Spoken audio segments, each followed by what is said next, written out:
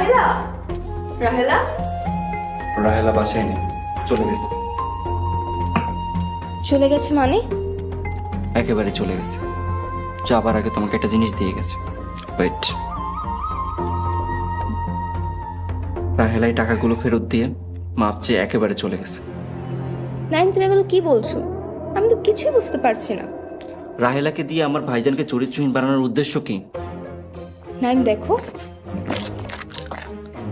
দুলাভাই আমাদের চেক দিয়েছে, এখন থেকে প্রতি মাসে 1 লক্ষ করে টাকা আমাদের লাভ দেবে।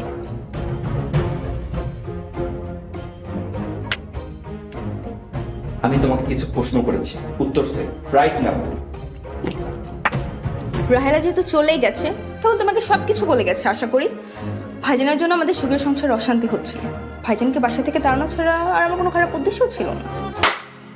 তুমি মহা অন্যায় করেছো। ইচ্ছা করছে তোমাকে খুন করি, কিন্তু ভাইজান আমাকে সেই শিক্ষা দেয়নি। তুমি থাকো তোমার সুখ শান্তি অর্থবিত্ত নিয়ে, আমি গেলাম। নাইম, কোথায় যাচ্ছ অন্তত এইটুকু বলে যাও।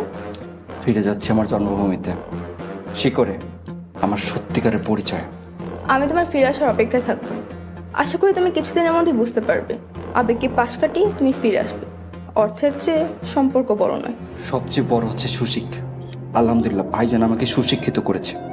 কিছুদিন তোমার মতো লুবি নারীর কারণে সুশিক্ষা চকমকে চাদরে ঢাকা ছিল, আজ সেই চাদর খসে পড়েছে, তোমার কুৎসিত রূপ বেরিয়ে এসেছে। Hate you, just hate you.